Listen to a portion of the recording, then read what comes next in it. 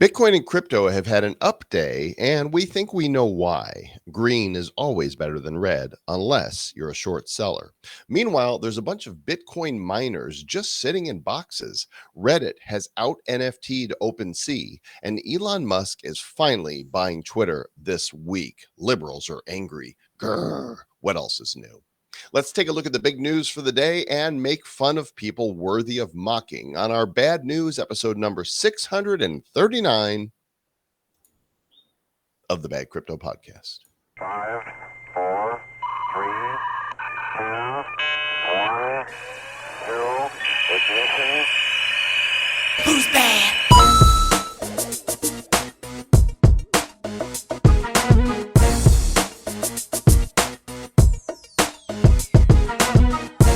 Greetings, fellow Web3 weenies. This is the Bad Crypto Podcast, the show for the crypto curious and the crypto serious and all things in between on the spectrum of crypto-ness. I'm Joel Comm, and that is Travis Wright. Hello, good sir.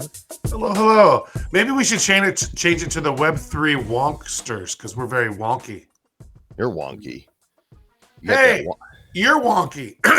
Hey, you know what's not wonky? Crypto. Crypto's not wonky right now. Look at this. We've had some nice. I'm seeing some green. I'm seeing green as well. In fact, I think the thing to do would be to share my screen for those of you following along on the YouTubes or Odyssey or Rumble. Then you can see the visuals along with us. Yeah. And they look a little something like this. Yo. So the crypto market cap, I want to refresh it here really quickly. Timestamp on the 26th of October, although the show comes out on the 27th, 1:33 p.m. So things could change dramatically between now and then. I don't think they will, but what do I know? We're back over $1 trillion, Sir Lord Travis, $1,040 billion. That feels nice to see, a one just left of the comma there. Yeah, it does seem nice to have that trillion mark back up there. And if you look at this and just go and look, and you can sort by, over the last 7 days, who has been most prevalent. And you can look and see there's a project called Clayton that's up 44%. KLAY, that's up 44%. There is also, but look at Ethereum right there, up 18% in the last week. Now, Ethereum, now than ever, since it's been staking, is now deflationary. So there's less and less and less of these and more value. So you would think that over time, the value should increase. I'm a little torn though, Joel, because now, with the ability to stake Ethereum, Ethereum is a little more centralized than it's ever been. And I've read that the US says, well, 40%, 42% or whatever of Ethereum nodes are in the United States. We now have jurisdiction over Ethereum. That kind of scares me, to be quite honest. And it is no longer as secure or nearly as secure or in the same breath as Bitcoin was previously.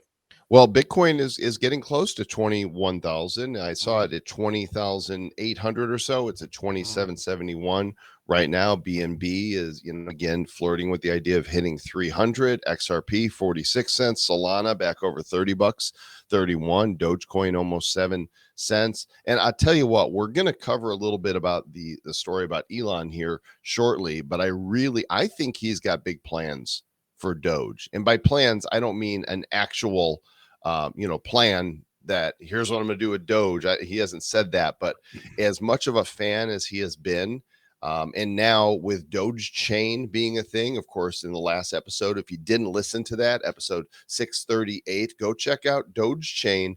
Some really interesting stuff that is being built on Dogechain to satisfy all of the Doge users. Totally off the Doge chain.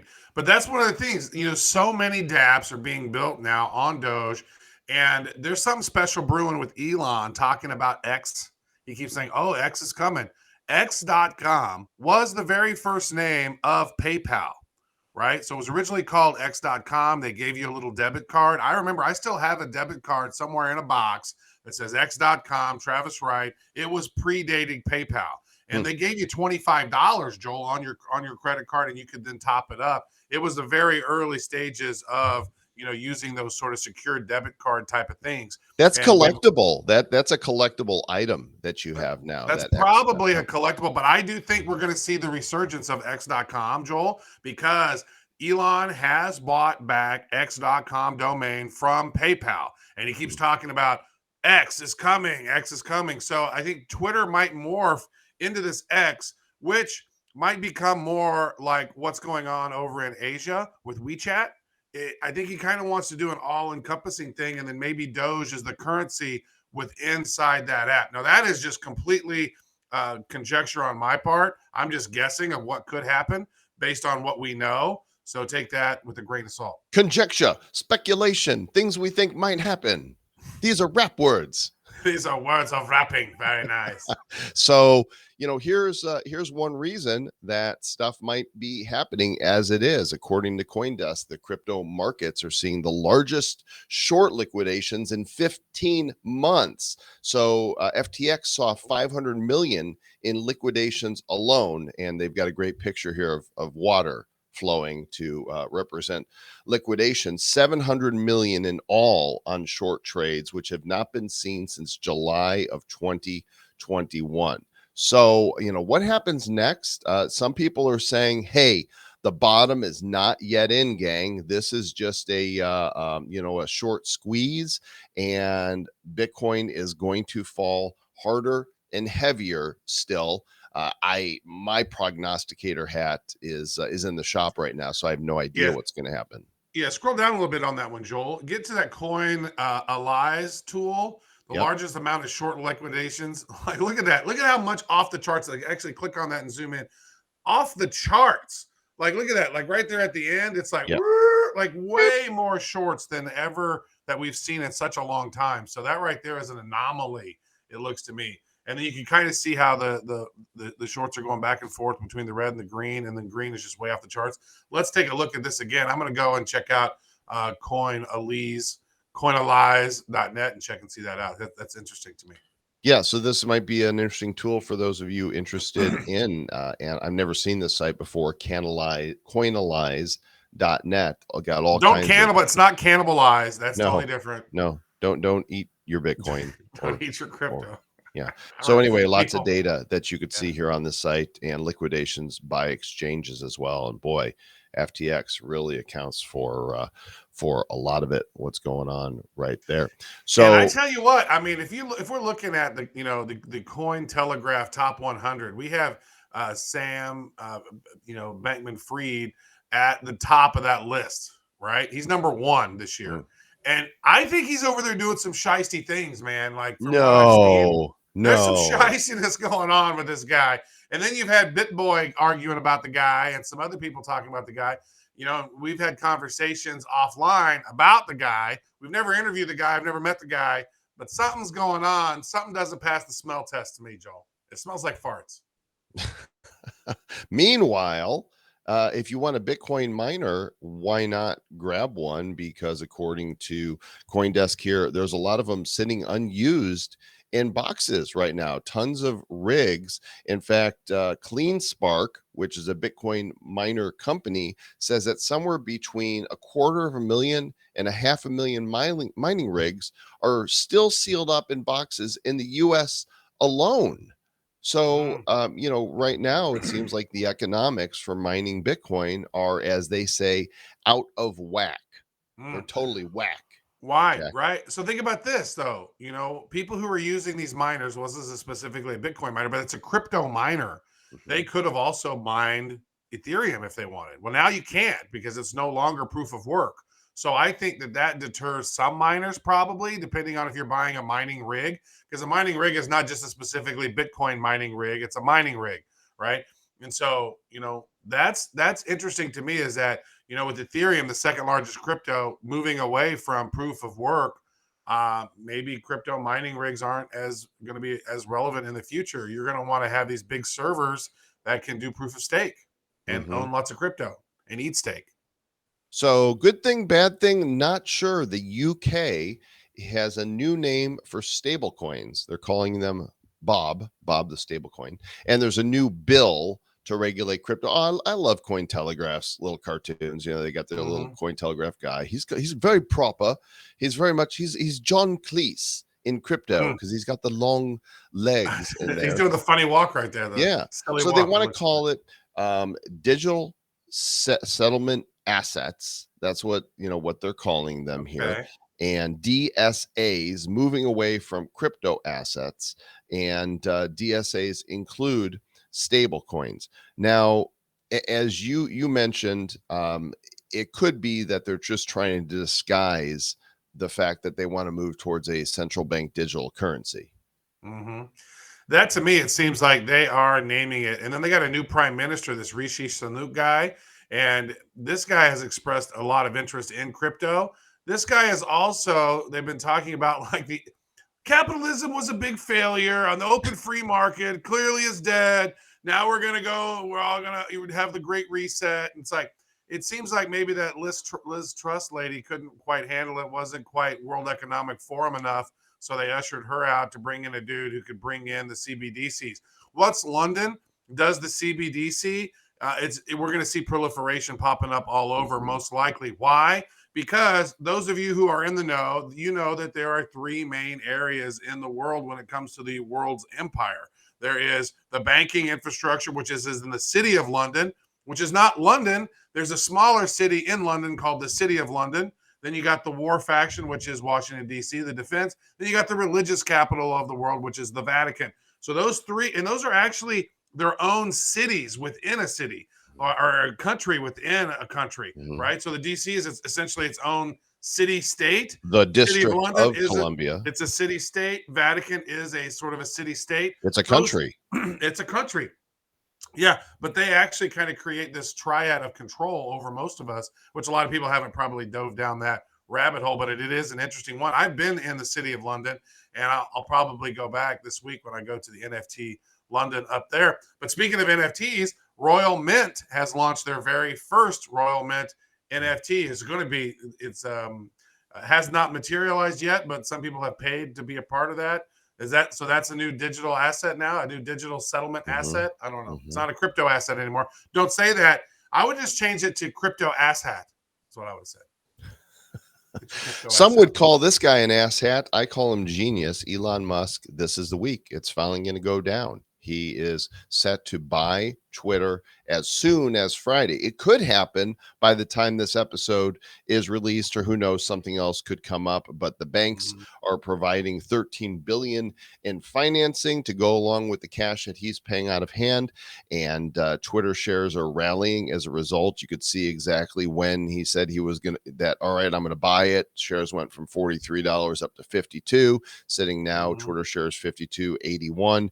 And look at that though, Joel. Like, look at that when it went down. Like, I'm gonna buy it, yay! No, I'm not gonna buy it. And then it went all the way down to $38 at one point, and then it's like, I'm gonna buy it. It went from $42 up to $52 relatively in short order in about less than 2 weeks. So he's gonna buy it. There's also talking about junctions happening from the Department of Justice. And Biden saying, hey, he was thinking about signing an executive order, but I don't even know if he's thinking of his own. I think it's probably handlers are saying, we don't really want people to have access to Twitter and that back door. There could be some really interesting stuff that's going on there because governments have a clear back door into Twitter telling people who to ban, who to censor, what information not to let trend, etc. This is trending, kill that trend. So I'm curious to see, how does this happen?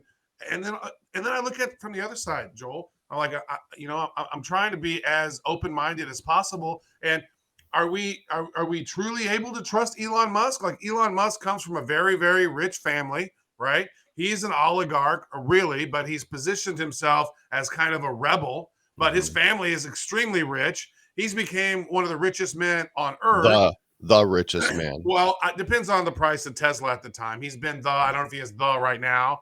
But I know that it's shifting back and forth. And plus, if he's just going to lose $40-something billion, his value is probably going to go down a little bit, maybe in the short term. But I don't know. Just keep an eye. Don't trust anyone as if they are our Lord and Savior. No, let's wait and see. We wait and see. Yeah. Common sense. So we're going to see what he does, and if he does what he says he's going to do and makes it better, unshadow bans people, unbans people that never should have been tossed off the site because some Free! social justice warrior freak got offended. It's like, let's let Twitter be free speech, and you choose who to listen to and who not to listen to. You have the right to say what you want, and I have the right to ignore you or to shun you or to shame you or do whatever That's I what want it to do should be. Don't with tune my into. speech. There's so many channels, Joel, on the TV that I never tune into. Right. Well, You don't watch the shopping I want network? them. I want that canceled because I I don't want pay them attention. canceled I too. want them canceled. So he says he's going to terminate, I think, 75% of the Twitter staff. Yay, because the people that are working there right now are doing a horrible job. Horrible. Atrocious. And they need to go. And I'm glad they're going, and they can go run off and see if somebody else will hire. I bet you a lot of these people that have been working for Twitter can't get a real job. They can not work if they want to. That's how it's been at Twitter. They can choose to not do anything. Oh, I need a week for a safe space. You know Right. what? You're being paid to do a job. Do a job, put your partisan politics aside and do it right. They can't, they're gone. They're out of here. Yay. I'm glad for that. Now let's see what he does with it. I think that does offend some people. 75% of the workforce being, wiped away seems huge. What So do they do? it's probably though. Well, here's what I would say, Joel, is I don't know what their day-to-day job is. I don't pay attention to that. That's 75% of their workforce. Probably he's saying, hey, I'm going to fire 75%. And so everybody's like, oh my God, I better act on my best behavior because he's probably getting rid of 25 to 30% of people, right? Because there's a big glut of people in there that aren't really doing shit. I've been to the Twitter headquarters 2 or 3 times. I've been to multiple Twitter headquarters back in the day when I was doing social media stuff with big brands. And so it's like, I know there's a lot of people sitting around not doing nothing. There's a lot of people that are using it as their justice warrior stand. Yep. And I just think they're not informed. They don't really necessarily know. They're told what to be informed about because they've been indoctrinated through high education. It's just the way it goes. But they don't have to hate. They don't got to divide. New dudes coming in. Let's see what happens, and let's pay attention to that back door, and let's see if people are able to be more free. Because I know you're shadow banned on Twitter. A lot of my tweets don't see the light of day just because, the content. And I think there's certain triggers in there that if people saying about this or these people are talking about that, don't give them any reach. And so you can see how reach gets depleted over time. So finally, a story about NFTs. Reddit has Out-NFT'd OpenSea. They have succeeded in onboarding millions of people. I think it's about 3 million to Web3 and NFTs because they did an airdrop, they did a sale, and now the future, of course, is going to be using these on Reddit as avatars, and who knows, maybe later they'll get into games with them. I'm not exactly sure, but if you go to Reddit, you'll see they're called Crypto Snooze with an S, and there are ways you can build them. And there's ways that you can buy creators, pre-made NFTs. And I went over here to the Reddit avatar builder, and you could see right here the ones that were for sale shopping. They're all sold out. These are all of these avatars. Everything that's been for sale is gone. They're sold. They're gone. But you can go over to OpenSea, where they're on the secondary market, and you'll see right here they have a primary category called Reddit collectible avatars, and there's a Celestial Assembly, 5 Boro Bodega, Natsukashi, and they're all right here. So I just picked one. I'm like, okay, these look the most interesting to me. I like this little guy, and it looks like the floor right now is 0.2 ETH for a pickle guy. And how many of those pickle guys are there? There's like 100 of them or something, right? Maybe 1,000? Well, if I click on it right here, we can see that there are 1,100 of these different ones within. So maybe pickle guy is the most common of them. I don't see it broken down to different ones, so it's not quite clear. I might buy. Oh yeah, you can see here, like there's Deadass from New York. So they're not all pickle guys. There's different ones that are in here, and I'm assuming they get more rare as I go up. Yeah, there's the gummies must be the super rare ones because the cheapest is 4.6 ETH. And, having one of these might not be a bad idea. In fact, I think right now, live on the show, I'm going to go into here and I'm going to pick up the cheapest pickle guy that I can. He's number 230, and we're going to connect with the MetaMask. And I'm going to go, boom. I just bought me a Reddit pickle guy. Nice. I'm going to actually go through the avatar, the launch thing, and I think you can generate your own, except you have to have the premium account of Reddit to be able to do that. So when you think of the price of that one, yours was 0.2 ETH or whatever. So that's, it's a few $100. And the other one would be like, I could spend $6 a month and be a Reddit premium user and create my own in there. But these are special because these are Reddit artists that are actually creating these. So you can go in, there's different ways that you can participate in it. One of the things that's cool is, you mentioned it, 3 million users now, 2.8 million holders of Reddit collectible avatars now already, and 3 million wallets created by this. And there's a really interesting quote in here by Alexis Ohanian, who said, "I'm glad to see this new avatar has done well. I shipped the first version of a Reddit avatar generator in 2009. And once a bunch of smarter people got around to inventing blockchains, I instantly thought back to this, and it makes me happy to see it come back to life." So NFTs and Reddit seem like they make each other, they make sense. And you can actually determine potentially by who owns these, which ones are maybe bots and which ones are not. These might actually, if they own one of these, they're probably a real account.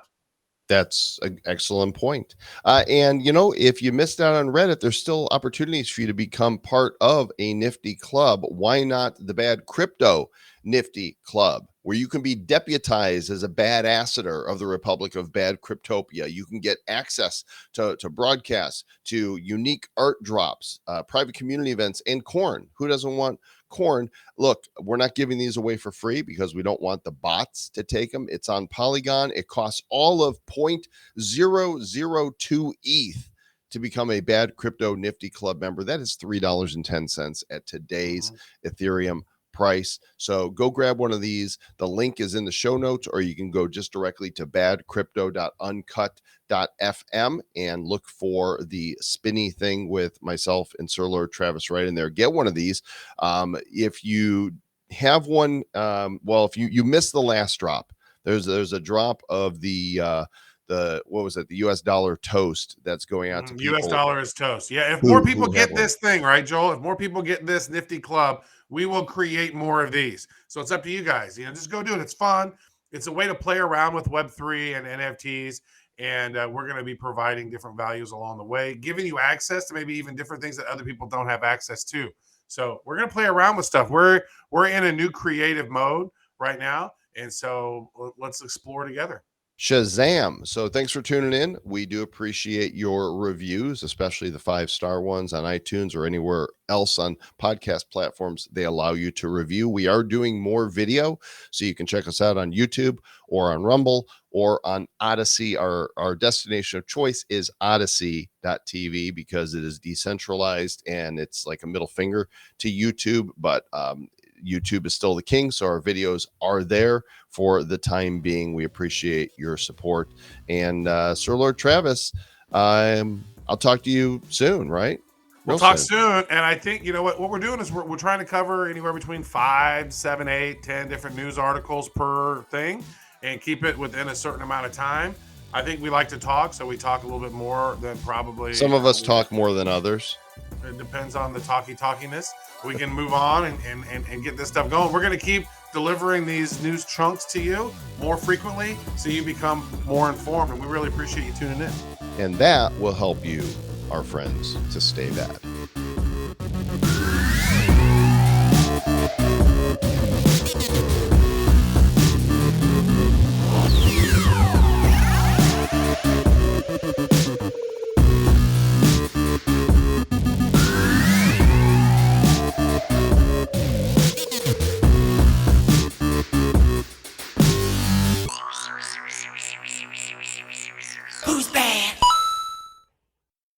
The Bad Crypto Podcast is a production of Bad Crypto LLC. The content of the show, the videos, and the website is provided for educational, informational, and entertainment purposes only. It's not intended to be and does not constitute financial, investment, or trading advice of any kind. You shouldn't make any decisions as to finances, investing, trading, or anything else based on this information without undertaking independent due diligence and consultation with a professional financial advisor. Please understand that the trading of Bitcoins and alternative cryptocurrencies have potential risks involved. Anyone wishing to invest in any of the currencies or tokens mentioned on this podcast should first seek their own independent professional financial advisor.